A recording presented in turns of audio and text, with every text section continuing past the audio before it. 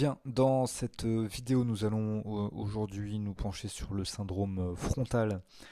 Euh, En tout cas, en faire une introduction, puisque ce lobe frontal est un lobe extrêmement complexe dans lequel beaucoup de choses sont codées et qui ne peut être résumé à quelques dizaines de minutes de présentation, évidemment.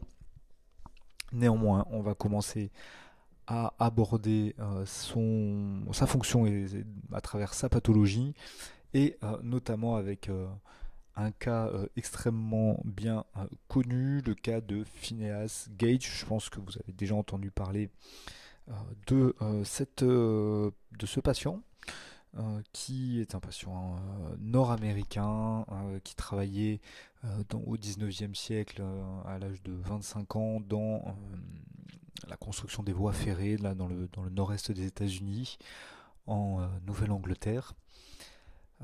Il est intéressant son cas puisque c'est le premier qu'on a de description, la première description que l'on a d'une personne avant et après un accident qui touche le lobe frontal.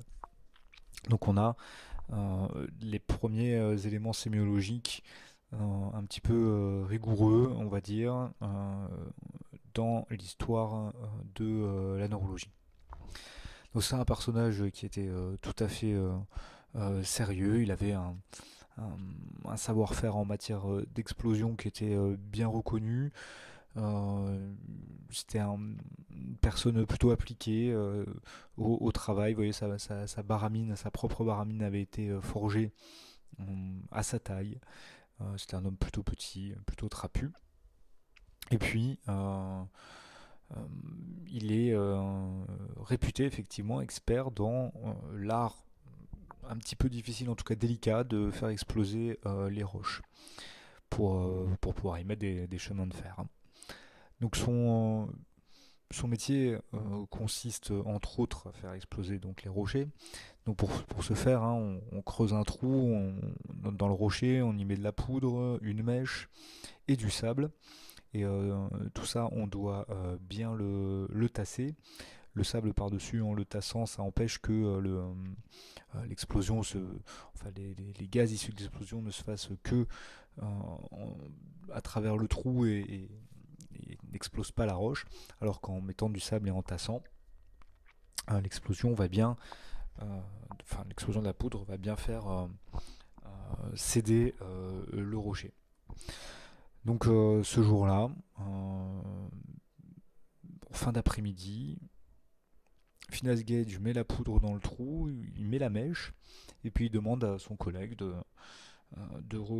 recouvrir le sable. Mais il est distrait un instant, quelqu'un l'appelle. Il tourne la tête, il discute 2 secondes, et puis sans même s'en rendre vraiment compte, visiblement, hop, il va vers le trou, il met à bourrer la poudre avec sa barre de fer. Mais son collègue n'avait pas encore versé le sable, ce qui fait que l'étincelle que produit la barre à mine au contact de la roche fait exploser la poudre et ne fait pas exploser le rocher puisqu'il n'y a pas ce sable, ce bouchon au-dessus. Euh, Tous les observateurs le disent, il y a un bruit, le bruit d'un sifflement qui est celui de la barre de fer qui file dans les airs et qui retombe 20, 25, 30 mètres plus loin. Donc autant dire que l'explosion est assez violente, hein, puisque une barre de fer comme ça pèse son petit poids. Elle est envoyée dans les airs 30 mètres plus loin, mais au passage, elle a traversé la tête de Phineas Gage. Effectivement, elle passe par sa joue gauche, elle perce la base du crâne, elle traverse l'avant du cerveau et elle ressort avec un fracas osseux par le sommet du crâne de l'autre côté. Euh, Gage, lui, est projeté au sol, hein, il est alors silencieux mais conscient, on dit. Les premiers témoins nous disent qu'il est conscient, alors tout de suite ou relativement rapidement en tout cas. Quelques minutes après, hein, il fait quelques mouvements convulsifs, et puis vraiment quelques minutes après, il arrive à parler de manière correcte.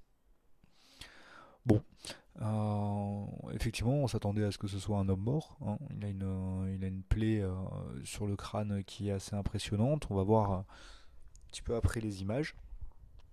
Mais non, il ne l'est pas. Du coup, il est transporté assis dans un char à bœufs là, jusqu'à un hôtel en ville. Et puis c'est là où le premier médecin qui va le voir fait cette description. Alors, il nous dit: pendant que je l'examinais, Monsieur Gage expliquait la façon dont il avait été blessé aux personnes présentes. Il parlait si rationnellement et paraissait si désireux de répondre aux questions que je me suis adressé à lui plutôt qu'aux hommes qui étaient présents au moment de l'accident. Donc c'est intéressant, puisque on a un patient qui est tout à fait conscient, cohérent. Euh, c'est suffisamment marquant, hein, pour que tous ces éléments-là aient pu traverser quand même les siècles, puisque ça survient il y a presque 200 ans, cette histoire, et on en parle encore de manière assez précise. Euh, il survit, hein. C'est un peu compliqué quand même, parce qu'il y a une infection, il y a euh, des problèmes d'abcès. Bon, euh, le docteur Harlow qui s'en occupe lui fait des soins locaux, etc., antiseptiques, chirurgicaux. Et puis en moins de 2 mois, il est rétabli. Euh, donc c'est vrai que en soi, c'est déjà assez surprenant. Mais par contre, et c'est ça qui va nous intéresser aujourd'hui, c'est que le Phineas Gage, qui était cet ouvrier, enfin ce responsable euh, appliqué, sérieux et euh, fiable, ne l'était plus. Et c'est ce que note Dr Harlow dans ses cahiers. Il nous dit: Gage n'était plus Gage. Alors là, on a une image reconstituée à partir du crâne de ce patient. Crâne qui a été exhumé bien après sa mort, mais comme le cas était un petit peu singulier, et on est allé chercher ce crâne pour pouvoir faire des reconstructions euh, de, de ce qui s'est passé ce jour-là. Et donc là, suite à une reconstitution euh, très probable, on voit que cette barre de fer passe bien sous la joue gauche, traverse l'orbite, la base du crâne, passe dans le cerveau, dans la partie la plus antérieure, dans le lobe frontal, de manière bilatérale, peut-être un petit peu plus, en fait, plus à la base du lobe frontal à gauche, un peu plus latéralement et en haut à droite, et ressort. Donc c'est assez impressionnant de voir cette image qui a été reconstituée, donc je vous dis à partir de la voûte crânienne, enfin du crâne de Phineas Gage. Donc comment comment il est décrit en sémiologie? Alors c'est un patient du coup qui n'avait pas de paralysie. Bon, il avait perdu la vue de l'œil gauche, mais on se demande même s'il n'avait pas complètement perdu l'œil gauche, hein, vu ce qui lui est passé. Mais par contre, la vue de l'œil droit, elle est bien. Donc, on imagine que la partie avant du cerveau ne sert pas tellement à la vision. Il parle correctement. Euh, et ce que dit Dr Harlow, c'est des petites phrases comme ça: l'équilibre, pour ainsi dire, entre ses facultés intellectuelles et ses pulsions animales avait été aboli. Alors il y a plein de mots, hein, il y a plein de choses différentes dans le texte de Harlow, parce que ce patient-là lui a quand même posé pas mal de questions. Il a voulu avancer dans la compréhension de la neurologie et plus particulièrement du fonctionnement du cerveau. Donc il parle, il écrit, il parle d'humeur changeante, irrévérencieux, proférant parfois les plus grossiers jurons, peu de respect pour ses amis, supporte difficilement les contraintes, les conseils, lorsqu'ils viennent entraver ses désirs. Il s'obstine parfois de façon persistante, capricieux, inconstant. Il fait plein de projets et puis il abandonne tout de suite, incapable en gros de se fixer, de se concentrer, se comporte comme un enfant. Et pourtant, il avait les pulsions animales d'un homme vigoureux. Bon, on imagine bien ce que ça veut dire, hein, des pulsions de reproduction. Bon, c'est plus du tout le personnage qui avait été décrit auparavant. Euh, il a perdu des facultés, très clairement, des facultés cognitives, intellectuelles, des facultés, on va voir, peut-être de planification, des codes sociaux, visiblement aussi. Bon, il y a des éléments qui sont plus les mêmes chez lui. On continue un petit peu avec le texte de Harlow, hein, qui dit très équilibré, considéré par ceux qui le connaissaient comme très fin et habile en affaires, capable d'énergie et de persévérance dans l'exécution de tous ses plans d'action.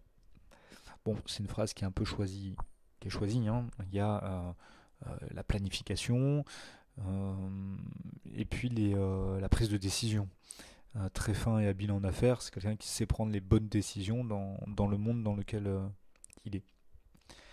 Et pourtant, Gage n'est plus Gage, il y a une période de difficulté, il ne peut pas reprendre son emploi, il s'avère qu'il est complètement incapable de reprendre sa place auprès de la compagnie de chemin de fer.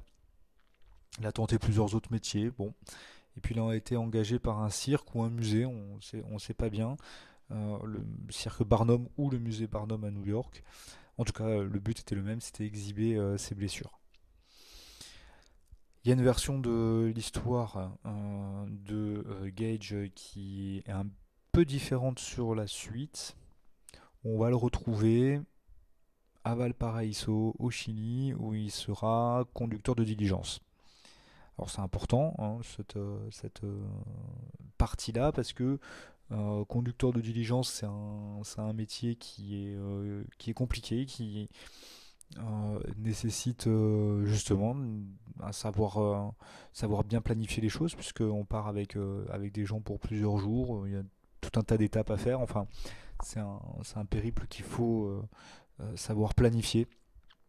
Donc si cette histoire est vraie, si cette présence à Valparaiso en tant que conducteur de diligence est vraie, puisque ça on n'en est pas complètement certain, il y aurait eu un élément de guérison, en tout cas de partiel, chez Gage. Bon, en tout cas, dans l'histoire la plus connue, on est plutôt sur quelqu'un qui n'a pas réussi à garder d'emploi de manière stable, qu'on a essayé plusieurs, et puis finalement qui a fini par se faire engager par cette compagnie de cirque ou par ce musée pour pouvoir gagner un petit peu de quoi vivre.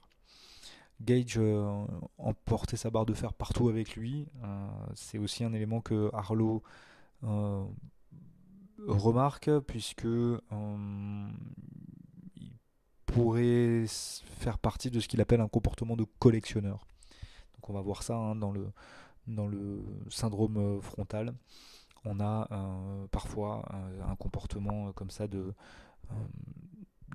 d'aimantation, on va dire, ou que il y a une attirance un petit peu particulière pour les objets.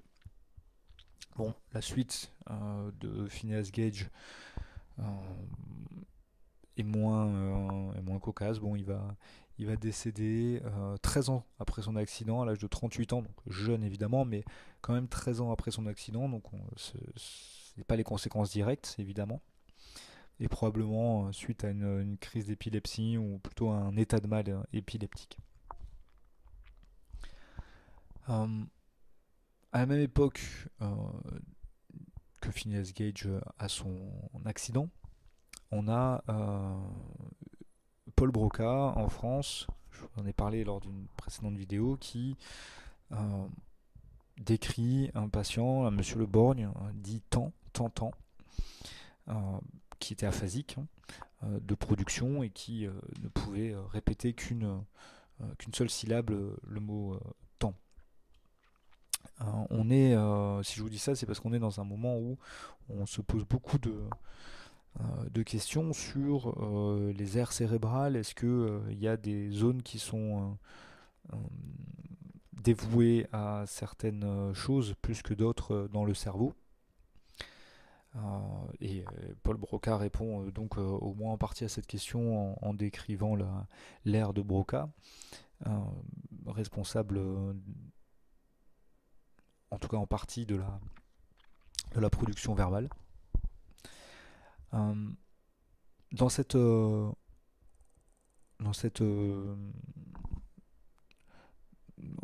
à cette époque où on était en train de se poser des questions à ce sujet-là, l'histoire de Gage laisse quand même quelque chose d'un peu particulier. Parce que on s'aperçoit de manière quasiment irréfutable que d'une façon ou d'une autre, dans le cerveau, il y a des systèmes qui se rapportent au raisonnement et particulièrement à ces dimensions sociales et personnelles. Et ça pose beaucoup, beaucoup de questions. C'est une chose que de retrouver une zone du cerveau qui sert à parler, une zone de cerveau qui sert à bouger. C'en est une autre que de retrouver une zone du cerveau qui se rapporte aux dimensions sociales et personnelles. Quelque chose de spécifique qui se rapproche des caractéristiques propres à l'homme. C'est vrai que quand on voit Phineas Gage, on voit quasiment davantage, enfin sur certains aspects de son comportement, un animal. Donc la question est posée. Elle est posée de manière extrêmement importante et profonde. Y a-t-il dans le cerveau un endroit qui explique nos comportements humains, un endroit qui sert à la prise de bonnes décisions, un endroit qui sert à savoir se comporter en société, etc., etc. Effectivement, on a vu que avant c'était un personnage qui était plutôt fin et habile en affaires. Aujourd'hui, Phineas Gage il est incapable de ne pas se faire avoir dans un échange économique quel qu'il soit. Ses choix, ses décisions n'étaient plus à même de servir ses intérêts.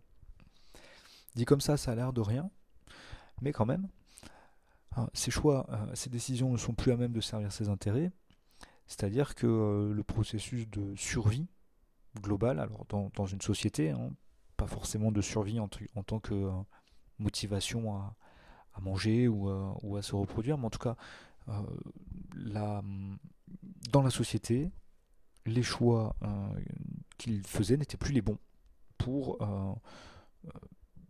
permettre de survivre correctement. Donc oui, c'est ça.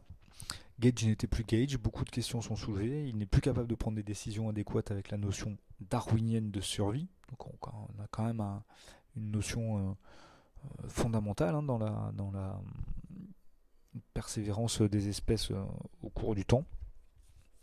Est-ce que les lésions de Gage ont touché un centre du comportement social? Donc peut-être que dans les lobes frontaux, il y aurait une boîte noire qui contient des algorithmes capables de nous aider à prendre les bonnes décisions, entre guillemets. Est-ce que chez Gage, il existe des étapes qui manquent? Si oui, lesquelles? Est-ce qu'on peut repérer ces étapes chez les personnes normales? Si oui, est-ce qu'il y a une biologie sous-jacente? Est-ce qu'il y a des mécanismes biologiques que l'on peut regarder, que l'on peut étudier? Gage avait perdu la capacité de faire des projets pour son avenir en tant qu'être social. Dans quelle mesure était-il conscient de cette perte? Conscient de lui-même? Était-il responsable de ses actes? Vous voyez, toutes ces questions se posent dans un 19e siècle où on n'a pas toutes les notions que l'on a aujourd'hui sur le cerveau, sur la psychologie, sur la neuropsychologie. Et il y a énormément de questions qui sont soulevées et qui sont largement débattues à son époque. Y a-t-il des régions cérébrales qui sont spécialisées? Bon, aujourd'hui on sait bien sûr que oui. Au-delà d'ailleurs du fait que ce soit des régions particulières, c'est plutôt les connexions qu'il y a entre les différentes régions cérébrales qui sont spécialisées. Mais à l'époque, l'idée faisait son chemin. il y avait des théories, notamment la théorie de la phrénologie, qui a été mise au point par un certain Franz Joseph Gall en 1810, où il publie un ouvrage qui décrit assez précisément d'ailleurs les régions cérébrales impliquées dans tel ou tel caractère. Et il fait ça à travers l'inspection, la palpation des reliefs du crâne. C'est de là d'où vient l'expression la bosse des maths. Avoir la bosse des maths, c'est une vieille expression de la phrénologie, où Gall pensait réussir avec une palpation, une inspection de la voûte du crâne et de ses reliefs, avoir des informations sur le comportement social d'une personne. Et on va voir que les phrénologistes ou les phrénologues, je ne sais pas, avaient des explications pour Phineas Gage. Au début des années 40, Sizer, qui était un élève de Gall, avait fait une conférence dans le Vermont, là où Phineas Gage a eu son accident, sur la phrénologie, et on sait de manière à peu près certaine que le docteur Harlow avait assisté à cette conférence-là, une conférence où la personne donc décrivait en palpant le crâne qu'on pouvait avoir des informations sur le caractère et les comportements de certaines personnes, enfin de tout le monde. Sizer lui était reparti, et puis quand il a eu vent de l'histoire de Gage, il est revenu à Cavendish, et il a fini par conclure que les lésions de Gage étaient survenues dans les centres neurologiques nommés vénération et bienveillance. Alors on va voir voilà une carte, une cartographie des reliefs du crâne qui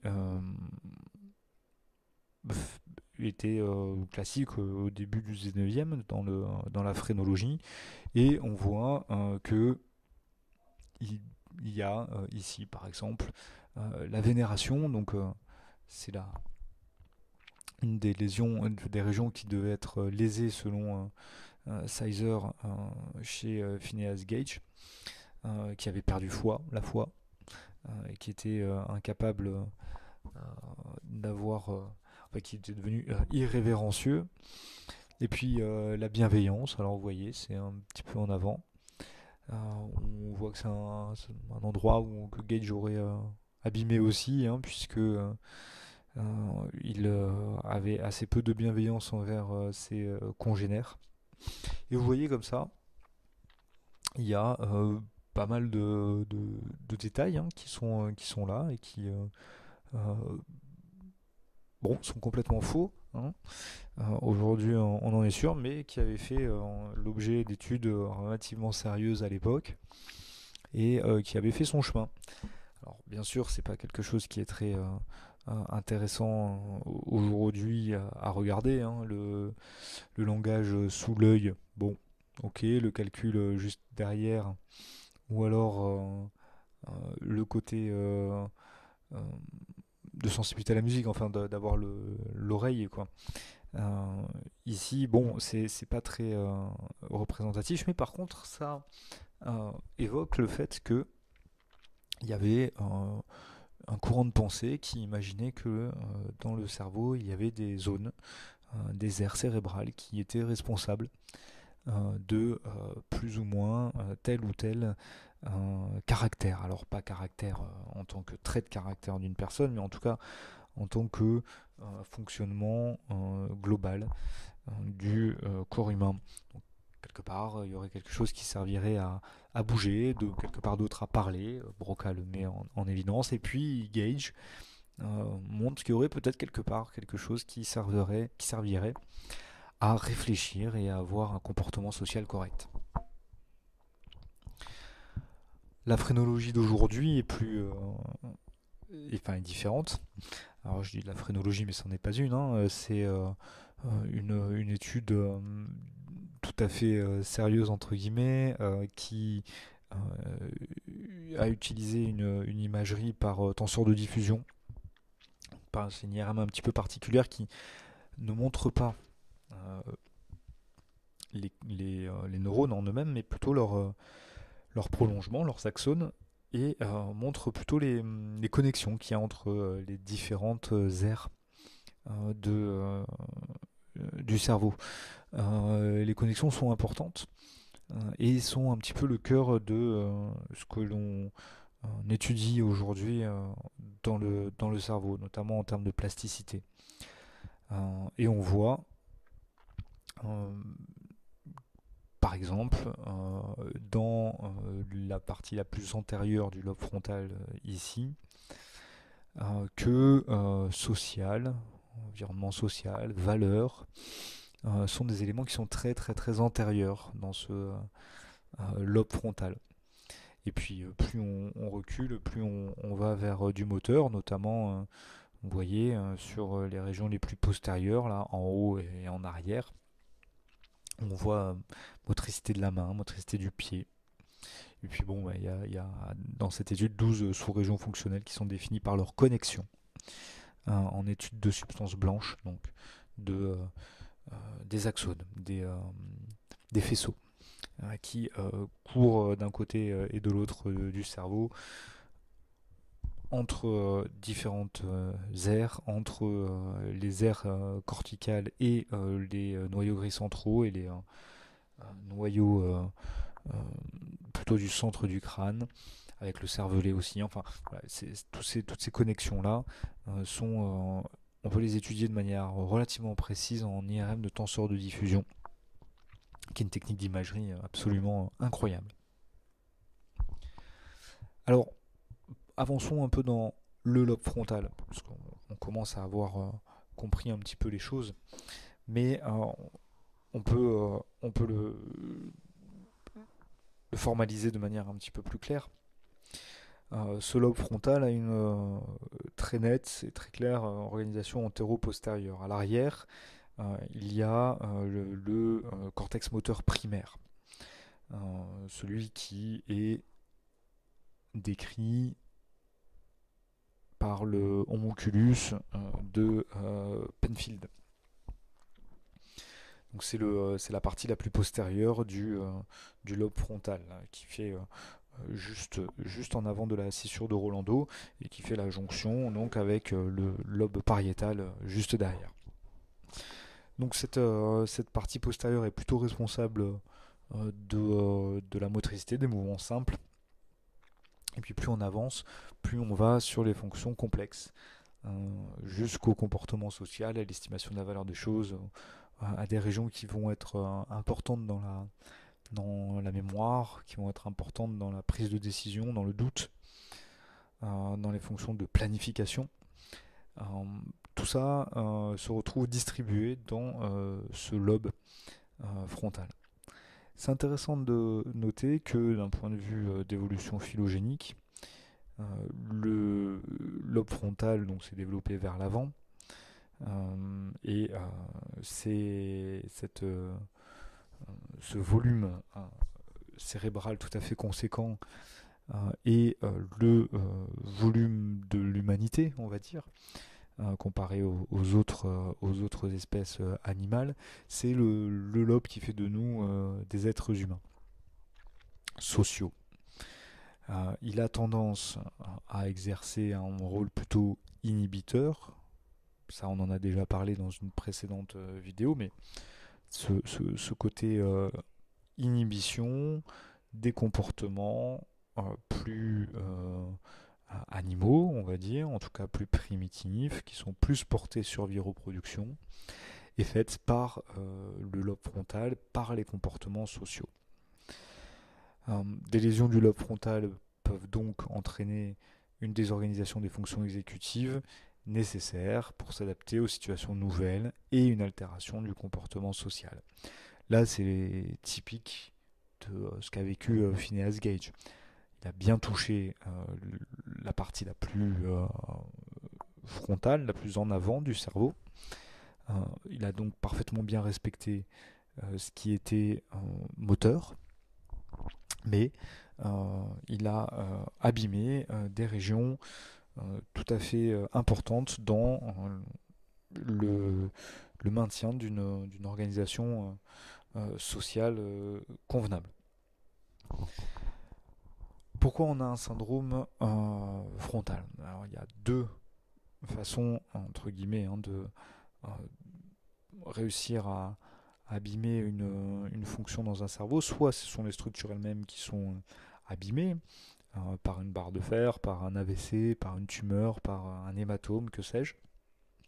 Soit, et c'est là où l'apport de la neurologie et des neurosciences modernes est important, soit par des lésions entre les différentes structures, des lésions, des connexions. Ces images-là qu'on a vues en sorte de diffusion, c'est cette substance blanche, si elle est abîmée, peut-être que la structure corticale est bien respectée, mais elle ne sert plus à rien puisqu'elle est complètement isolée. Elle n'est plus capable de transmettre l'information aux autres aires cérébrales nécessaires pour bien fonctionner. Parce qu'effectivement, c'était ce que je vous disais juste avant, le lobe frontal établit des connexions avec le sous-cortex, avec donc certains noyaux gris centraux, avec le lobe limbique. On fera une vidéo sur le lobe limbique, une présentation, on va pouvoir en discuter plus tard. Les lésions de ces structures peuvent réaliser un syndrome frontal qu'on appelle par déconnexion. Donc ça porte tout à fait bien son nom. Quand le lobe frontal est déconnecté du reste, il n'arrive plus à exercer sa fonction. Ça semble logique, ça va sans dire, mais ça va mieux en le disant. D'autre part, le lobe frontal n'est pas que en connexion avec les noyaux gris centraux et le lobe limbique, avec lequel il est responsable de la mémorisation, mais avec l'ensemble du cortex cérébral, que ce soit pariétal, visuel, auditif, et même cervelé, etc. On retrouve dans le syndrome frontal 3 grands types de troubles au final. Ça, c'est des choses importantes à retenir. Des troubles cognitifs dits exécutifs. Donc ça, vous allez en entendre parler. Pas que avec moi, ce que je veux dire. Des troubles psychocomportementaux et des troubles moteurs. Donc ces troubles moteurs qui surviennent lorsqu'on a une atteinte plutôt postérieure, vous avez bien compris, du lobe frontal. Donc les troubles moteurs, qu'est-ce qu'on peut avoir? On va commencer par eux. Il y a des choses qui sont assez remarquables et qui nécessitent d'être retenues, notamment la marche. Le frontal a une marche un petit peu particulière qu'on appelle astasie-abasie, avec une marche à petits pas, avec des pas qui sont collés au sol, qui on parle là d'abasie, et puis une tendance à la rétropulsion, astasie. Donc on a des patients qui sont plutôt penchés en arrière et qui frottent les pieds au sol, quoi. Vous voyez que c'est assez particulier, c'est complètement différent d'une marche pyramidale ou d'une marche extra-pyramidale, on verra ça un petit peu plus tard. Mais on a ce comportement moteur typique du lésé frontal. Au niveau moteur, on a aussi des choses assez importantes à comprendre, que sont la résurgence de réflexes archaïques. Tout à l'heure, et puis même dans d'autres présentations, et puis je continuerai de le dire parce que c'est important, je disais que euh, le lobe frontal exerçait une fonction inhibitrice sur les comportements les plus primaires. Ben, parmi ces comportements primaires, on peut retrouver le grasping réflexe ou le sucking réflexe, ou même le réflexe d'aimantation. Mais restons sur le grasping réflexe puisque c'est assez simple à comprendre et ça fixe bien les idées sur cette notion d'inhibition et de levée d'inhibition lorsque le lobe frontal est touché. Le grasping réflexe, vous savez, c'est le fait de fermer la main, là, de serrer le poing, d'avoir donc une préhension soutenue lorsque on touche la paume de la main d'un nouveau-né. On le retrouve chez quasiment tous les... enfin, pas chez quasiment tous, mais on le retrouve chez tous les bébés neurologiquement normaux. Et qui correspond à un réflexe ancien, archaïque, qui était nécessaire pour la survie de nos ancêtres simiens, hein, lorsqu'on était encore accroché au dos de notre mère dans les arbres, et où agripper la peau, les poils, ou en tout cas le dos de notre mère ou de notre père, hein, soyons pas genristes, était nécessaire à notre survie. Ce réflexe-là est à traverser les espèces du coup et les millénaires, à traverser pour être présent chez nous, humains, dans la toute petite enfance. Eh bien, ce réflexe disparaît assez rapidement, mais lorsque le lobe frontal est abîmé, il y a une levée d'inhibition et ce réflexe réapparaît. Et on le voit bien hein, en pathologie, des patients à qui on frotte la paume de la main et hop, il ferme, comme les bébés, quoi. Alors, on est sûr que c'est un réflexe archaïque parce que lorsqu'on leur demande de lâcher, ils ne le font pas. Alors qu'ils comprennent bien hein, la consigne, hein, c'est pas le problème, mais c'est plus fort que quoi. Le sucking réflexe, lui aussi, c'est un réflexe qu'on retrouve chez le nouveau-né. Là, l'idée, c'est de téter. Lorsqu'on stimule le bord de la bouche, la commissure labiale, à l'endroit où les lèvres se rejoignent. Lorsqu'on stimule un bébé à cet endroit-là, il va tourner la tête de ce côté-là et puis avoir des mouvements pour téter, quoi, de contraction de la commission labiale. Bon, et bien ce réflexe-là qui évidemment disparaît assez rapidement dans l'évolution de l'enfant peut réapparaître en cas de lésion du lobe frontal. Et puis un autre réflexe, le réflexe d'aimantation, hein, où on a aussi là, des comportements qu'on retrouve assez facilement chez les enfants en bas âge ou chez les bébés, d'amener à la bouche ou de prendre à la main tout ce qui est dans le champ visuel, quoi. Et c'est là où effectivement on se pose la question du comportement de collectionneur de Gage. C'est des choses qu'on voit assez facilement lorsqu'on voit des patients qui souffrent d'un syndrome frontal, de les voir attraper tout ce que vous avez dans votre blouse ou devant vous, hein. Vous avez un stylo dans la main, ils vont vous l'attraper, vous avez le stéthoscope ou les choses comme ça dans votre poche, et hop, ça file dans les mains du malade. Donc cette association trouble de la marche et de l'équilibre et résurgence de réflexes archaïques est typique et importante à comprendre et à retenir dans les troubles moteurs du syndrome frontal. Qu'est-ce qu'on retrouve d'autre dans ces troubles moteurs? Toujours les comportements d'imitation. Ça, c'est assez rigolo, entre guillemets, de voir que le patient fait un petit peu la même chose que ce que vous êtes en train de faire, comme s'il il était en train de se moquer de vous un petit peu. C'est pour ça que on le note, quoi, on le voit, mais pas du tout l'intention de se moquer de vous, hein, mais les gestes et les postures de l'examinateur sont un peu imités. On rapproche de ça les comportements d'utilisation, où voilà, on pose quelque chose quelque part, et puis devant le malade, et puis le malade prend l'objet, et puis il commence à l'utiliser, souvent sans bien savoir quoi en faire.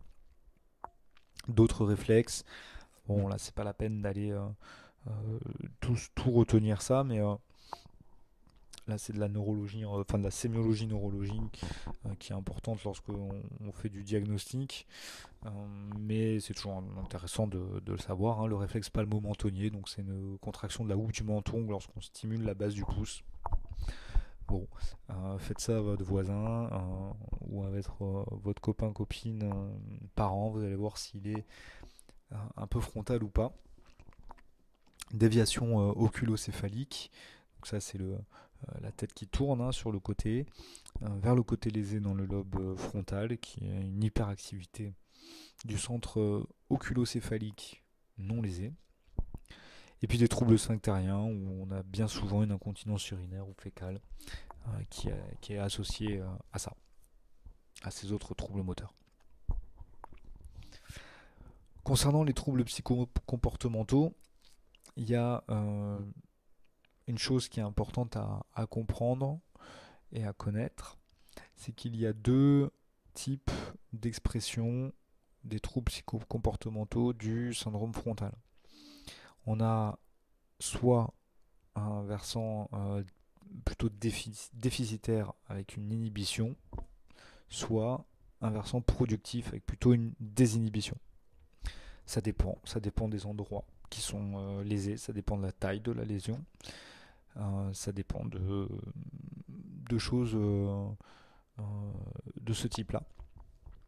Mais c'est vrai qu'on a des comportements, des troubles psychocomportementaux qui sont complètement opposés, alors qu'on est dans le lobe frontal. Commençons par voir le versant déficitaire, plutôt inhibé, qui lorsqu'il est poussé à son maximum devient ce qu'on appelle le mutisme akinétique. Donc vous voyez bien ce que ça veut dire, hein. Mutique, sans bouger. Une patient on pose quelque part. Alors c'est un mot fort, hein, poser, hein, mais c'est pour marquer l'idée, hein. Vous voyez, ça peut faciliter la mémorisation de dire on pose un patient et puis on revient le chercher après. C'est un peu ça, le mutisme akinétique. C'est des personnes qui ont perdu toute motivation à bouger ou à parler. Il y a une réduction quantitative et qualitative globale de l'activité psychique et du comportement. Il peut y avoir un ralentissement idéomoteur majeur. Non. C'est pas que les patients n'ont pas envie de vous répondre, mais c'est que la vie intérieure, la richesse de la vie intérieure est perdue. Il y a un adynamisme, une aboulie, une perte de l'auto-activation psychique, perte de l'initiative. Vous voyez un petit peu l'idée.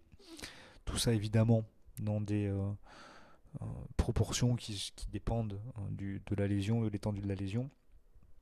Donc ça peut être pas grand chose jusqu'au mutisme akinétique, qui lui est lié à des lésions frontales ou sous-corticales, hein, de déconnexion. Rappelez-vous ce qu'on a dit tout à l'heure. Bilatéral. Et donc c'est ça. Un patient qui mutique, qui ne bouge que très peu ou pas du tout, restant confiné au fauteuil. On a aussi dans le versant déficitaire et plutôt d'inhibition des activités de type compulsivo-obsessionnel, comme l'arythmomanie, le fait de compter sans interruption tous les objets qui sont autour de lui. Une espèce de boucle infinie euh, qui, euh, qui ne prend fin que lorsque on change l'environnement du patient pour recommencer ailleurs. On a une indifférence affective, une perte des affects, ce qu'on appelle l'atimormie. Mais contrairement aux états dépressifs ou mélancoliques, il n'y a pas de douleur morale perceptible.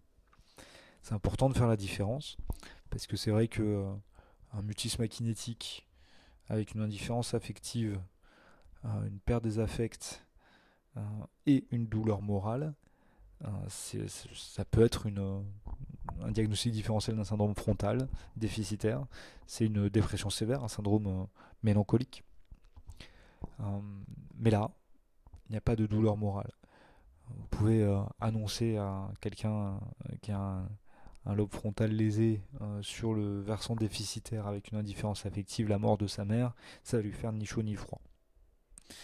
Euh, de sa mère ou de quelqu'un de proche en tout cas. Vous voyez un petit peu l'idée. À l'opposé, il y a le comportement du frontal déficitaire, plutôt productif, désinhibé, je voulais dire, où on a en gros strictement le contraire.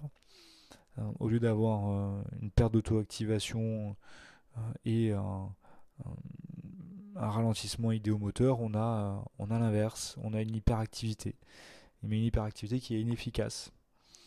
Euh, L'expression brasser du vent va très bien pour les syndromes frontaux productifs désinhibés. C'est pas cohérent, c'est très distractible, il y a une mouche qui passe, il y a quelque chose, hop, on change d'idée. C'est ce que Harlow avec Gage décrivait comme étant il fait plein de plans mais tout de suite abandonné. Euh, c'est ça, le manque euh, de fixation des idées. Il y a au niveau de l'humeur, plutôt qu'une indifférence, plutôt une euphorie, ce qu'on appelle la moria, l'euphorie niaise, joviale, avec production de calembours, mauvais jeu de mots. Hein, il y a ce côté toujours un petit peu sexuel qui revient chez les frontaux, qui aussi perdent l'inhibition sociale, donc deviennent impulsifs avec des troubles des conduites sociales. Ça peut aller loin dans certaines situations hein, d'agression, agression en vue de défendre son territoire contre les personnes du même sexe et puis agression à visée sexuelle pour les personnes du sexe opposé. Ça marche dans un sens comme dans l'autre. Enfin, je veux dire, ça marche pour les hommes comme pour les femmes. Et c'est la dimension sociopathique du syndrome. Et puis il y a ce comportement d'hypersexualité, ce comportement de boulimie, d'urination. Hein, le malade urine dans des lieux inappropriés. Enfin, un petit peu n'importe quoi. C'est alors on pourrait entre guillemets facilement passer à côté d'un syndrome frontal chez des patients qui n'ont ces caractéristiques-là que de manière partielle ou pas très développée. Euh, Parce que comme pour le versant inhibé, il y a un continuum de sévérité des symptômes entre le un peu au beaucoup. Donc c'est là où l'examen physique est également important, hein, les réflexes notamment qu'on a vu, ou les tests neuropsychologiques qui vont aller faire de manière un petit peu plus fine le bilan des fonctions exécutives, cognitives, frontales. Voilà, cette présentation sur le syndrome frontal est terminée. C'était une introduction hein, au fonctionnement du lobe frontal. C'est toujours important connaître quelques éléments. Retenez cette histoire de Phineas Gage parce que elle est très très parlante. Alors lui, il a eu ses lésions très antérieures et à la base du crâne qui ont plutôt fait un versant productif. Mais n'oubliez pas le versant déficitaire, qui est en gros l'exact opposé, hein, et qui est tout aussi handicapant, si ce n'est plus, dans, dans la vie, dans la survie qui est nécessaire. Merci de l'avoir suivi cette présentation, et puis on se retrouve bientôt pour la prochaine. Merci.